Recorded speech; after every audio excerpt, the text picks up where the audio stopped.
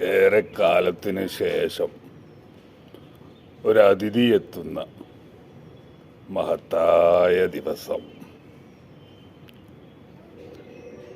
ഇന്നേക്ക് 20-ാം നാൾ ഫെബ്രുവരി 15-ാം തീയതി Bramayugam the age of madness ലോകത്തിലെ തിയേറ്ററുകളിലെല്ലാം കേരളത്തിലും ഒരു പാൻ ഇന്ത്യൻ സിനിമയായിക്കൊണ്ട് മലയാളം, തമിഴ്, തെലുങ്ക് എന്നീ ഭാഷകളിലൊക്കെ റിലീസാവുന്നതായിരിക്കും.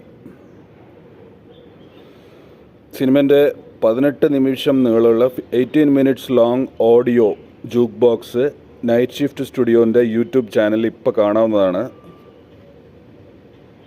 ഭയങ്കര മ്യൂസിക്, ഭയമുണ്ടാക്കുന്നതാണ്. ഭയങ്കര മ്യൂസിക്കാണ്. കേട്ടു നോക്കാം, നല്ല ഇയർഫോൺസൊക്കെ വെച്ച് കേട്ടു നോക്കാം. എന്തുകൊണ്ട് ഈ പടം പ്രോമിസിങ് ആവണു എന്നുള്ളത് കട്ട്സും ഫോട്ടോസൊക്കെ നമ്മൾ കണ്ടാണ്, ടീച്ചറൊക്കെ. ഈ മ്യൂസിക്കും കൂടി കേട്ട് കഴിയുമ്പോൾ ബ്ലാക്ക് ആൻഡ് വൈറ്റിലാണെങ്കിലും ബ്ലാക്ക് ആൻഡ് വൈറ്റിൽ തന്നെ വേണം ഈ പടം എൻജോയബിൾ ആയിരിക്കും. മമ്മൂട്ടിൻ്റെ കഴിഞ്ഞ പടങ്ങളെല്ലാം സൈലൻ്റായി വന്ന് വയലൻ്റായി മാറിയ പടങ്ങളാണ്.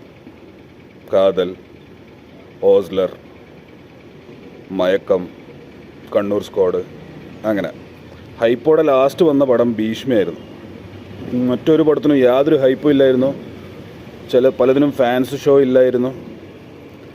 First day first show ticket available ആയിരുന്നു. ഭീഷ്മ വിജയ്. പക്ഷേ ഇപ്പോൾ ലേശ ഹൈപ്പോട് കൂടിയാണ് സാധനം വരുന്നത്. അതുകൊണ്ട് തന്നെ ടെൻഷനുണ്ട്, എന്നാലും പേടിയൊന്നുമില്ല. ഒടുക്കത്തെ ഗഡ്സാണ് ടീമിൻ്റെ.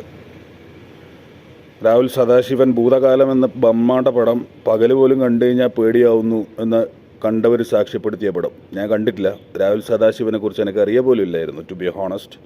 ഇപ്പോഴാണ് അറിയുന്നത് ഈ ബ്രഹ്മയുഗത്തിൻ്റെ ന്യൂസിന് ശേഷം. ജസ്റ്റ് ലൈക്ക് ജിയോ ബേബിനെ കുറിച്ച് എനിക്ക് അറിയില്ലായിരുന്നു. ഗ്രേറ്റ് ഇന്ത്യൻ കിച്ചൺ ഞാൻ കണ്ടിട്ടുമില്ലായിരുന്നു. പക്ഷേ കാതൽ വന്നതിന് ശേഷമാണ് അറിയുന്നത്. കാതൽ കണ്ടു, ജിയോ ബേബിനെയും മനസ്സിലാക്കി. ഗ്രേറ്റ് ഇന്ത്യൻ കിച്ചൺ എന്തെങ്കിലും കാണാം. തിയേറ്ററിൽ വരാത്ത പടങ്ങൾ കാണാൻ അവസരം കിട്ടാറില്ല, അതുകൊണ്ടാണ്. OTT പടങ്ങൾ. അപ്പോൾ ഈ ഫിലിമിൽ മമ്മൂട്ടി എന്താണ് ചെയ്തു വെച്ചിരിക്കുന്നത്? ഇത് again he's just A cameo or extended guest appearance. നായകൻ അർജുൻ അശോകനാണ്. മമ്മൂട്ടി ഓസ്ലറിലുള്ള പോലെ തന്നെ ഒരു ഷോർട്ട് റോളാണ്, പക്ഷേ പവർഫുൾ ആയിരിക്കും ഫോർ ഷുവർ. മുഴുനീള മമ്മൂട്ടി പടം ഇനി വരാനുള്ളത് ഒരു മാസ സാധനമാണ്. എഗെയിൻ വളരെ ഹൈപ്പോടുകൂടി. അത് ടെർബോ ആണ്. ടെർബോ എനിക്ക് ഒന്ന് ഏപ്രിൽ വിഷുവിനെങ്ങാനുമായിരിക്കും ടെർബോൻ്റെ റിലീസ്. 100 ദിവസമാണ് ഷൂട്ട് പറഞ്ഞത്.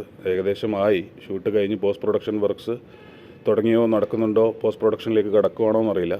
എന്തുതന്നെയായാലും ബ്രഹ്മയുഗം മാറുമ്പോഴേക്കും ടെർബോ വരും. ബാക്ക് ടു ബാക്ക് 1 by 1 ആയിട്ട് പടങ്ങൾ വരുന്നതിൽ സന്തോഷമുണ്ട്. മമ്മൂട്ടി നെഗറ്റീവ് റോൾ ചെയ്യുന്നു എന്നുള്ളതും ഏറെ പുതുമ നൽകുന്നൊരു കാര്യമാണ്. അപൂർവമായിട്ടാണ് നെഗറ്റീവ് റോൾസ് വരാറ്. ഇതിനു മുമ്പ് വന്ന എല്ലാ നെഗറ്റീവ് റോൾസും ചർച്ച ചെയ്യപ്പെടുകയും ഏറെ എൻജോയബിളായിരുന്നു.